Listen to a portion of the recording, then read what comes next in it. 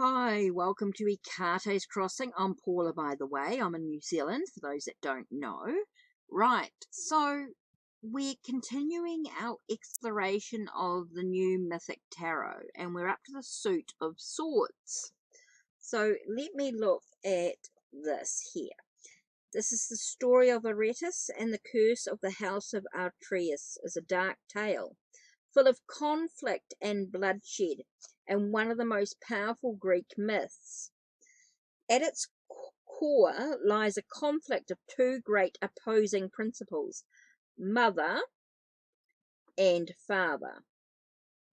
Mother right and father right, and it is this collection of principles which makes the tale appropriate for illustrating the quarrelsome, turbulent, yet ultimately immensely creative Suit of Swords.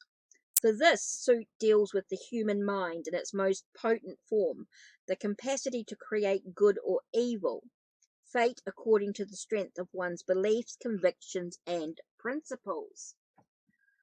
The entire tale of the curse of the House of Atreus is a long and convoluted, and here we will deal primarily with its final chapter. But in short, it begins with the crime of King Tantalos of Lydia, who grew so arrogant that in his madness he mocked the gods.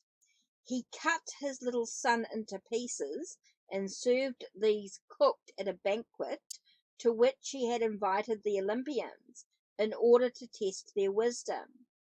For this act of savagery and arrogance, the gods cursed Tantalos's line.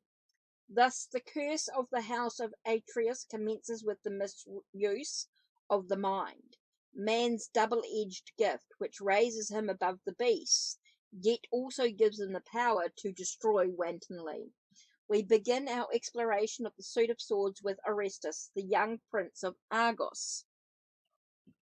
Okay, so this is the young prince of Argos here. Okay, the young prince of Argos.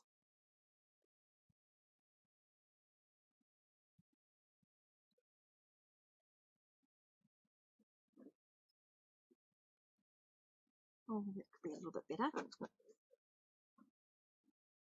Sorry, I'm just sort of working out which is the best for you to see the Ace of Swords here. So here we have got the young prince of Argos, who found that the family curse passed on to him in the form of a terrible choice. Orestes was the son of King Agamemnon and the queen Clytemnestra of Argos, and the curse had passed down through Agamemnon's father and grandfather. When the Great War began, the Greeks and the Trojans, the beginning of which we glimpsed in the story of Paris and the Major Arcana of the Lovers.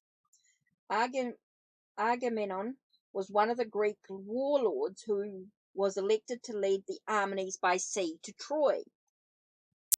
He managed, through his arrogance, to offend the goddess Hecate, Artemis, by boasting in one of her sacred groves, and Hecate, in anger, sent a terrible storm which pinned the Greek fleet in harbour. The goddess oracle informed Agamemnon that he would have to make a dreadful reparation to the goddess before she would lift the storm. He was required to sacrifice his own daughter Iphigenia on the goddess altar at Aulis, or else to forgo the potential glory of leading the Greek armies to Troy. For Agamemnon, glory was far more important than the daughter. After all, he had another called Electra, and daughters were less valuable than sons. And so he deceived his wife, Clytemnestra, by announcing that Iphigenia would be married at Aulis. The girl was duly sent from her home at Argos to the war camp at Aulis and was slaughtered. By the time Clytemnestra discovered the truth, Agamemnon had already sailed to Troy. The Greek armies were successful, and Troy was sacked, and Agamemnon returned home a hero. But during his absence, Clytemnestra plotted revenge for the death of their daughter. She took a lover, Agathessus, and and together they planned Agamemnon's murder. When he arrived home surrounded by cheering troops, she greeted him sweetly and led him to his bath, and there she and her lover cut him to pieces.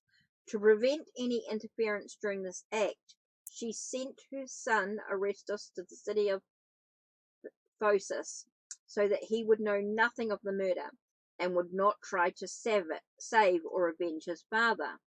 But the god Apollo appeared before Arestus in Phocis and told him that he must avenge the murder of his father, for this was the sacred obligation of a son. Arestus protested, horrified, because this meant he must become a matricide. Apollo then threatened him with madness and frightful punishments if Arestus refused the god's command. The young prince at last accepted the will of the god with a heavy heart, for to kill his own mother, although right according to Apollo's patriarchal law, meant he would be hounded into madness and death by the Furies. The terrifying goddess of vengeance, to whom the murder of a mother was the worst of all human crimes, according to the matriarchal law. Thus Arestus accepted his fate and journeyed back to Argos in secret. When he arrived at the palace, only his dog recognized him, but eventually so did his surviving sister Electra, who also burned with desire to avenge her father's death. Arestus, with the help of his sister, killed first Agathis and then his mother. Thus he fulfilled Apollo's will, but immediately the Furies appeared with their snake locks and leather wings and horrible faces, and drove him mad with terrible nightmares and visions. They hounded him all over Greece, until eventually, in despair and exhaustion, he sought sanctuary at the shrine of the goddess Athena. Athena took pity on the young prince, who was, through no moral fault of his own, caught between two such powerful and destructive forces. She set up a jury of 12 human judges who might assess the case. The jury was split in his vote. 6 sided with Apollo and asserted that a father was the most important in life, and 6 sided with the Furies and asserted that it was the mother. Athena herself cast a deciding vote in favor of Arestus, just as he was at the point of expiring. The goddess then made peace with the Furies by offering them their own shrine and honorable worship, and thus Arestus was freed, and the ancient curse of the house of Atreus was lifted at last. So interesting story indeed.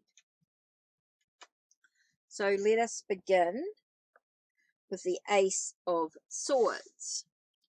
So the card of the Ace of Swords portrays a severely beautiful woman in full battle armor, wearing a war helmet. She stands in a menacing posture and holds aloft a double-edged silver sword.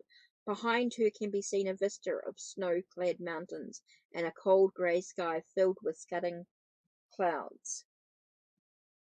So this is Athena, goddess of justice, whom we first encountered in the Major Arcana card of Justice. Although Athena was not the initiator of the curse of the house of Atreus, it is she who resolves it when Arestus turns to her in his desperation.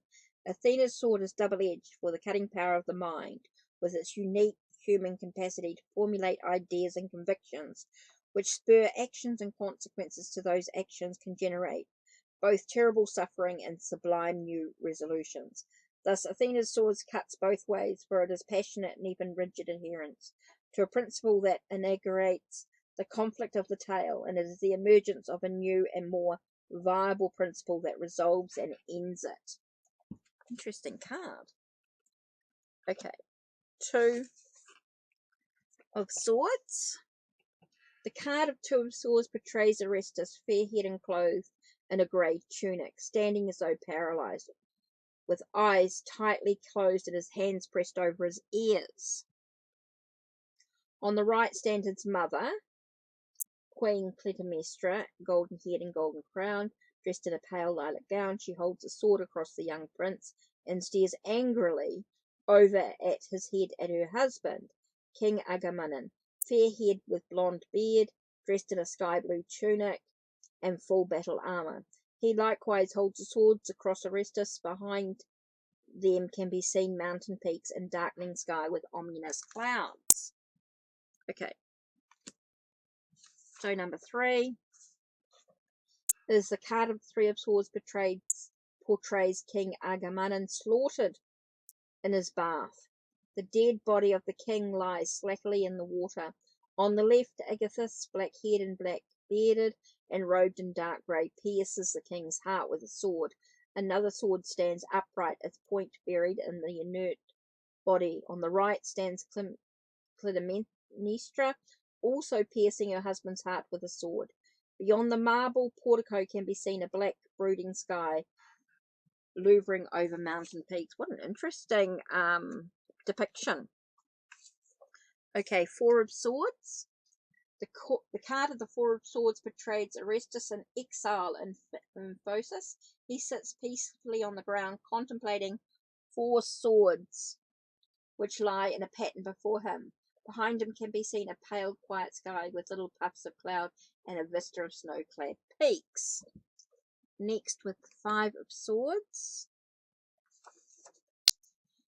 The card of the Five of Swords portrays Orestes seated on the ground, facing the god Apollo, who has appeared to tell him of his fate and his obligation to avenge his father's death. Apollo stands on the right and points sternly at the Five of Swords, which he holds in his right hand. In the distance, dark clouds can be seen hovering over the mountain peaks. Okay, Six of Swords. The card of the Six of Swords portrays Orestes standing in a dignified posture in a shallow boat. He is wrapped in a pale mauve cloak and stares across the water towards the city of Argos, which can be seen in the distance. Six swords stand upright, their points embedded in the hull of the boat. In the foreground, the waters are turbulent and storm clouds can be seen in the sky, but as Orestes approaches his city, the water can be seen to be calmer and the sky above the city is clear. Interesting. Seven of Swords. The card of the Seven of Swords portrays Orestes shrouded and hooded in his cloak, stealthily creeping into the palace at Argos. In his arms he carries seven swords. The street is dark and the palace doorway is a black, unwelcoming opening. In the distance beyond the palace, a thin crescent moon can be seen, shining in a black sky over the mountain peaks. Next we've got Eight of Swords. Okay, the Eight of Swords. The card of the Eight of Swords portrays Orestes in a fearful posture, his hands held up to fend off his doom. A ring of 8 swords surrounds him, points embedded in the ground. To his left stands Apollo, looking stern and angry. To his right crouch the 3 fairies robed in black and white, ugly faces, snake hair, and leathery bat wings. In the distance, menacing clouds hang over the mountain peaks. Next, we've got the Nine of Swords. And the card of the Nine of Swords portrays Orestes standing with his hands covering his ears. Behind him, the 3 fairies, however, menacing in a massive grey cloud. Each holds 3 swords, and all 9 swords point towards the young prince. Behind them, the sky is black over the mountains. 10 of Swords. The card of the Ten of Swords portrays the goddess Athena, standing calmly and holding in her left hand an upright sword. To her right crouch the 3 fairies, their menace contained behind a line of 9 swords. To her left, Orestes lies unconscious on the ground, nearly spent. The black sky over the mountain gradually gives way to the rising sun, just visible on the horizon. That's cool. Right, the Page of Swords. The card of the Page of Swords portrays a youth dressed in a pale blue tunic, kneeling among the clouds in a turbulent sky. His fair hair streams out into the wind, which emerges from his mouth as he violently blows. In his hand he holds a silver sword. Before him can be seen a grey mountainous landscape. Right. Next we've got the Knight of Swords. The card of the Knight of Swords portrays a pair of young men, identical twins clothed in pale grey tunics and silver armour, with silver helmets over their fair hair. Each holds a silver sword, and both are mounted on the back of a single pale grey horse. The horse is agitated, its front legs outstretched as though ready to take off in flight, and the twins hold their swords aloft as though ready for battle. Above the horse and riders, the grey sky is turbulent with scudding clouds. Next, we've got the Queen.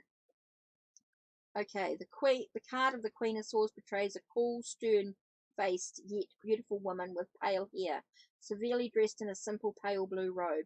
She wears a golden crown and is seated on a silver throne.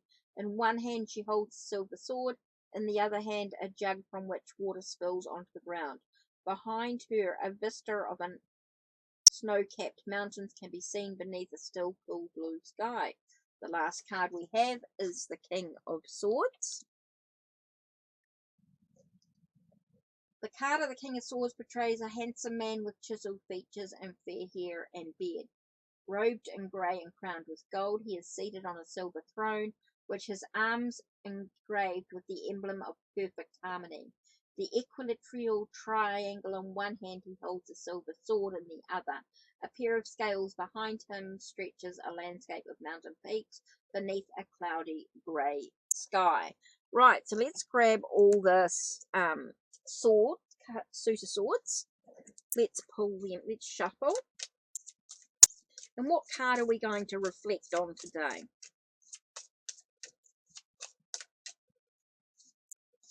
What card are we going to reflect on today? Six of Swords. To me, Six of Swords is all about moving forward. You are leaving behind the chaos, moving into smoother waters. Maybe there's a shift in perceptions or ideas or plans. Maybe the ability to communicate has shifted as well. So let's have a look and see what the message is in regards to that, the divinatory, when the card appears. What happens when the Six of Swords appears in a reading? Okay, on a divinatory level, the Six of Swords suggests a time when the mind's capacity for understanding helps to ease a difficult and anxiety-provoking time into a more peaceful passage. Insight smooths the storm clouds, and one can retain one's dignity and self-respect. So when you actually gain insight into a situation as you move forward, it allows you to feel as though you have self-respect and you keep one's own dignity. It's interesting. Okay, great message for us to reflect on this week as we think about our thoughts and ideas and how we can shift maybe our perceptions to look at the truth of the situation, to allow things to be a little bit smoother, a little bit calmer, maybe a little bit more focused in the direction that we actually want to move into. Okay, so that's it from me. Don't forget to check the links down below. Check the links on my channel. Like, subscribe, and ring the bell so you know when the next video will be uploaded. Take care, and blessed be.